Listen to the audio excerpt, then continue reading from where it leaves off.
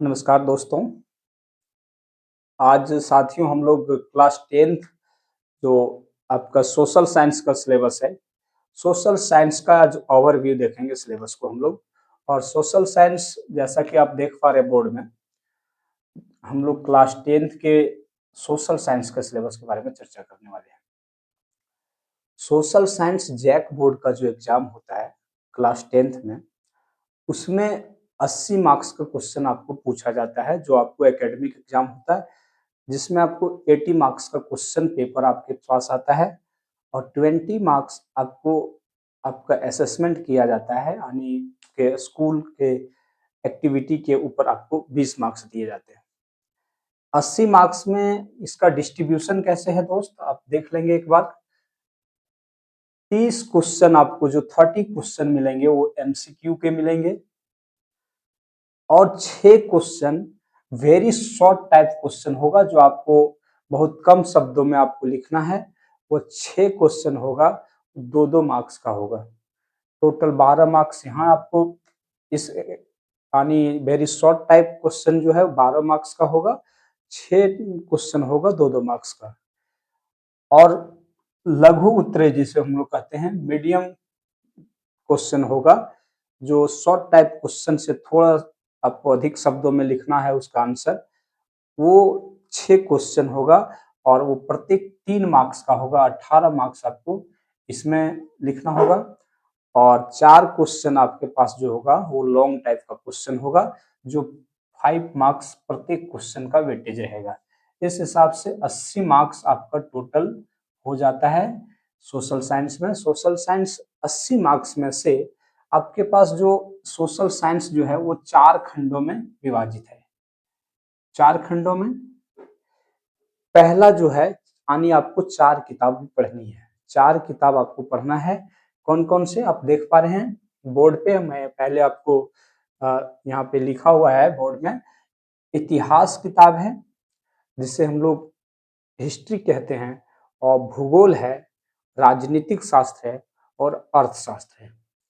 लगभग ये सभी विषय का वेटेज 20 मार्क्स का होता है, यानी लगभग सभी सब्जेक्ट्स यानी सभी खंडों से आपको 20 मार्क्स का अप्रोक्सीमेटली क्वेश्चन पूछे जाते हैं। आप समझ पा रहे हैं? 20 मार्क्स का यहाँ से भी रहेगा, 20 मार्क्स यहाँ से भी रहेगा, 20 मार्क्स यहाँ से भी रहेगा। इस हिसाब से हम कह सकते हैं कि ये जो सोशल साइंस है 4 खंडों में विभाजित है और 4 खंड में से प्रत्येक खंड से, प्रत्येक पार्ट से 20 मार्क्स का क्वेश्चन पूछा जाता है। और मैं आपको पहले बता चुका हूँ कि 30 क्वेश्चन आपके पास एमसीक्यूज का रहेगा, 6 question very short type question रहेगा और 6 क्वेश्चन मीडियम टाइप का क्वेश्चन रहेगा और 4 क्वेश्चन आपको लॉन्ग टाइप क्वेश्चन रहेगा। साथियों, इतिहास का, भूगोल का और राजनीतिक शास्त्र, ये तीनों का सिलेबस आपको यदि चाहिए तो आप मुझे कमेंट बॉक्स में बताएंगे, मैं वहां आपको इस पर भी वीडियो बना के आपको दूंगा।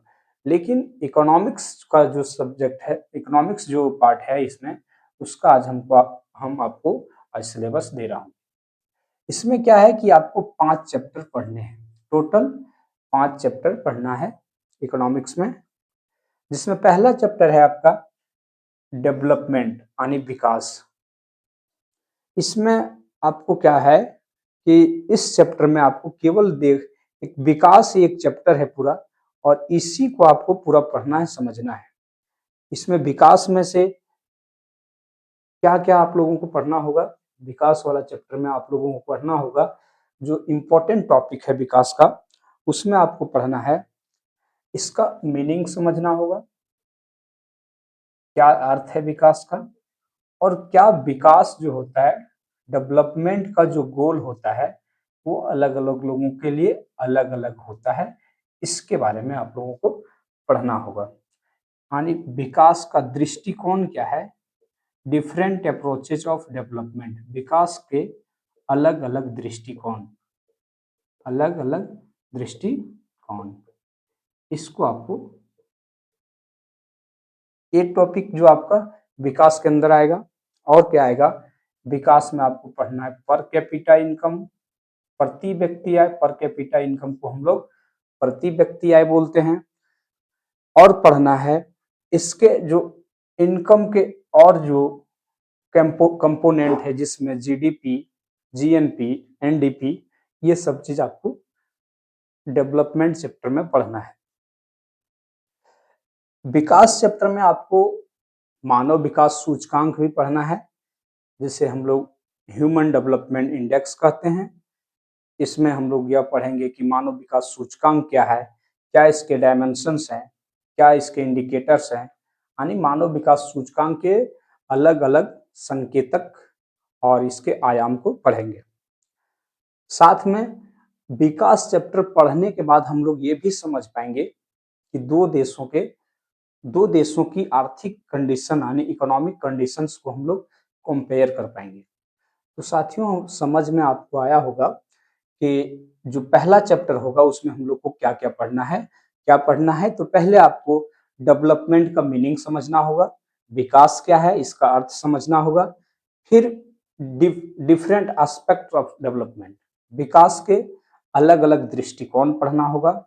फिर आपको पढ़ना होगा इसमें प्रति व्यक्ति आय, जिसे हम लोग औसत आय भी कहते हैं, उसके बारे में पढ़ना है। फिर हम लोग पढ़ेंगे मानव विकास सूचकांक के बारे में, ह्यूमन डेवलपमेंट इंडेक्स के बारे में। आप लोग यदि इस चैप्टर को एक बार पढ़े होंगे तो आपको पता होगा कि मानव विकास सूचकांक क्या है, मानव विकास सूचकांक रिपोर्ट कौन जारी करता है, कब से जारी हो रहा है, ये सब चीज हम लोग इसमें पढ़ेंगे। दूसरा चैप्टर जो है भाई, वो दूसरा चैप्टर है भारतीय अर्थव्यवस्था के क्षेत्रक, यानी जिसे हम लोग इंग्लिश में बोले तो कहेंगे सेक्टर ऑफ इंडियन इकोनॉमी, भारतीय अर्थव्यवस्था के क्षेत्र। देखिए दोस्तों, इकोनॉमी को जो बांटने का ये तरीका है वो अलग अलग टाइप से है। यदि हम लोग इकोनॉमी एक्टिविटी के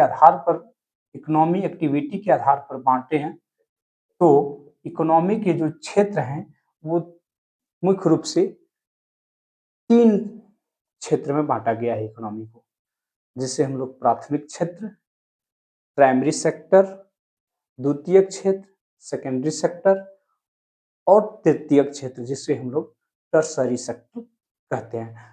इसके आगे और होता है, लेकिन आपको क्लास 10th में यहाँ तक जानना होगा। प्राथमिक क्षेत्र को हम लोग कृषि क्षेत्र कहते हैं, द्वितीयक क्षेत्र को हम लोग विनिर्माण क्षेत्र कहते हैं, और तृतीयक क्षेत्र को हम लोग सेवा क्षेत्र कहते हैं। साथियों, इसमें क्या क्या आपको पढ़ना है? पहला तो आपको भारतीय अर्थव्यवस्था के क्षेत्रक में प्राथमिक, द्वितीयक एवं तृतीयक क्षेत्र के बारे में पढ़ना है। फिर पढ़ना है कि इकोनॉमी में संगठित क्षेत्र क्या होता है, असंगठित क्षेत्र क्या होता है। फिर आपको पढ़ना है सार्वजनिक क्षेत्र क्या होता है और निजी क्षेत्र क्या होता है। इसके बारे में आप लोगों को दूसरे चैप्टर में पढ़ने को मिलेगा। तीसरा चैप्टर जो है वह है मुद्रा और साख। क्या है? मुद्रा और साख, जिसे हम लोग इंग्लिश में कहते हैं मनी एंड क्रेडिट। मनी और क्रेडिट में आप लोग को क्या क्या पढ़ना है? मनी और क्रेडिट, जिसे हम लोग मुद्रा और साख बोलते हैं हिंदी में। इसमें क्या पढ़ना है कि धन का विकास। हम लोग इसमें पढ़ेंगे कि मुद्रा का विकास कैसे हुआ, प्रारंभिक समय की मुद्रा का रूप क्या था, उस समय मुद्रा का मुख्य काम क्या था। फिर पढ़ेंगे हम लोग कि अभी तक मुद्रा का विकास होते होते आज हम लोग मनी को, इलेक्ट्रॉनिक मनी, क्रिप्टो करेंसी तक पहुंच गए, लेकिन वहां तक नहीं, हम लोग सिंपल इसका थोड़ा हिस्ट्री पढ़ेंगे कि मुद्रा का विकास कैसे हुआ, कौन सी मुद्रा पहले चलन में थी, वर्तमान में उन मुद्राओं का क्या अस्तित्व रह गया। ये सब चीज हम लोग डिटेल से पढ़ेंगे। फिर हम लोग पढ़ेंगे जो दूसरा टॉपिक आएगा मनी एंड क्रेडिट के अंतर्गत, वो आएगा मॉडर्न मनी। अभी जो करंट में है इस टाइप के मनी, यानी मॉडर्न मनी में हम लोग क्या क्या पढ़ेंगे। क्रेडिट मनी में जैसे चेक आ गया, एटीएम आ गया, ऑनलाइन बैंकिंग आ गया, क्रिप्टो करेंसी आ गया, इस सब के बारे में थोड़ा बहुत हम लोग जानकारी लेंगे इस चैप्टर के अंतर्गत। और अगला पढ़ेंगे, इसी के अंतर्गत हम लोग पढ़ेंगे ऋण यानी लोन। लोन लेने की क्या शर्त है, लोन कहाँ कहाँ से लिए जाते हैं, लोन लेने के लिए फॉर्मल सेक्टर यानी औपचारिक क्षेत्र हैं, अनौपचारिक क्षेत्र हैं, ये दोनों किस कंडीशन पर लोन देते हैं, ब्याज रेट कहाँ पे अधिक होता है, ये सब चीज हम लोग पढ़ेंगे। ऋण और इसकी आवश्यक शर्त, इसके बारे में हम लोग इसी टॉपिक में पढ़ेंगे, इसी चैप्टर के अंतर्गत पढ़ेंगे। चौथा चैप्टर जो है वो बहुत ही इंपॉर्टेंट चैप्टर है, और ये चैप्टर में हम लोग पढ़ेंगे चौथे चैप्टर के रूप में वैश्वीकरण एवं भारतीय अर्थव्यवस्था। वैश्वीकरण और भारतीय अर्थव्यवस्था क्या है, वैश्वीकरण क्या है, भारतीय अर्थव्यवस्था, इसके बारे में हम लोग इसमें पढ़ेंगे। साथियों, इस चैप्टर को आप डिटेल में जब जाएंगे तो इसमें आप लोग को पढ़ने जो इम्पोर्टेंट बातें सीखने को मिलेगी, वह मिलेगी आप लोगों को। पहला कि उत्पादन जो है, प्रोडक्शन जो है, फैक्टर ऑफ प्रोडक्शन आपस में कैसे जुड़ा होते हैं, और कोई प्रोडक्ट्स का जब प्रोडक्शन होता है तो उसका फाइनल कंजम्पशन कैसे होता है, कहाँ होता है, एक दूसरे इकोनॉमी को कैसे रिलेट करते हैं, दो इकोनॉमी कैसे आपस में जुड़ती है। ठीक है, दो इकोनॉमी जब आपस में, दुनिया की अलग अलग इकोनॉमी दो आपस में यदि लेन देन करना लगे, और कोई भी इकोनॉमी को दुनिया की इकोनॉमी के साथ इकोनॉमिक ट्रांजैक्शन करना लगे, तो ऐसी स्थिति ही वैश्वीकरण कहलाती है। मैं आपको जब इसका डिटेल्स पढ़ाऊंगा तो आपको बहुत अच्छे से सिंपल शब्दों में आपको समझाने का प्रयास में करूंगा। साथियों, इसके बाद हम लोग पढ़ेंगे कि वैश्वीकरण का क्या प्रभाव रहा भारतीय अर्थव्यवस्था पर। वैश्वीकरण के बारे में थोड़ा सा मैं बता देता हूँ यहाँ पे, क्योंकि यह बहुत ही इम्पोर्टेंट बात है और बहुत ही इम्पोर्टेंट चैप्टर है। वैश्वीकरण साधारण शब्दों में समझिए कि जब किसी भी एक देश का लेन देन, आयात निर्यात, लेन देन को हम लोग अर्थशास्त्र के भाषा में, इकोनॉमिक्स के भाषा में आयात और निर्यात कहते हैं, इंपोर्ट और एक्सपोर्ट कहते हैं। जब किसी लेन देन, वस्तुओं का आदान प्रदान एक देश का दूसरे देश के साथ होने लगे, तो इसे हम लोग कहते हैं वैश्वीकरण कहते हैं, विश्वीकृत इकोनॉमी कहलाती है। यानी हम कह सकते हैं कि जब एक देश की अर्थव्यवस्था को दुनिया के सभी देश की अर्थव्यवस्थाओं के साथ जोड़ना वैश्वीकरण कहलाता है। इसको एक शब्द में कहें तो हम इस तरह से कह सकते हैं। तो इंडिया में भी वैश्वीकरण की नीति अपनाई गई दोस्तों। 1991 में जब हमारे उस समय के तत्कालीन प्रधानमंत्री पीवी नरसिम्हा राव जी थे, उस समय हमारे देश में क्या कंडीशन था, इकोनॉमिक क्राइसिस थी, इसके वजह से हम लोग इस टाइम में जाके 1991 में इकोनॉमिक ग्लोबलाइजेशन किए। वहाँ 3 पॉलिसी अपनाया गया था इंडिया इंडिया के द्वारा। एलपीजी, यानी एलपीजी का क्या मतलब है, एल का मतलब होता है लिबरलाइजेशन, लिबरलाइजेशन का एब्रिविएशन और शब्द यहाँ एल का प्रयोग किया गया है। पी मतलब प्राइवेटाइजेशन और जी मतलब ग्लोबलाइजेशन। इसी के बारे में आपको चौथा चैप्टर में पढ़ना है। ठीक है साथियों, और जो अंतिम चैप्टर होगा हमारा इस इकोनॉमिक्स का, उसमें हम लोग पढ़ेंगे उपभोक्ता अधिकार, उपभोक्ता के अधिकार यानी कंज्यूमर राइट्स, अंग्रेजी में इसको हम लोग बोलते हैं कंज्यूमर राइट्स।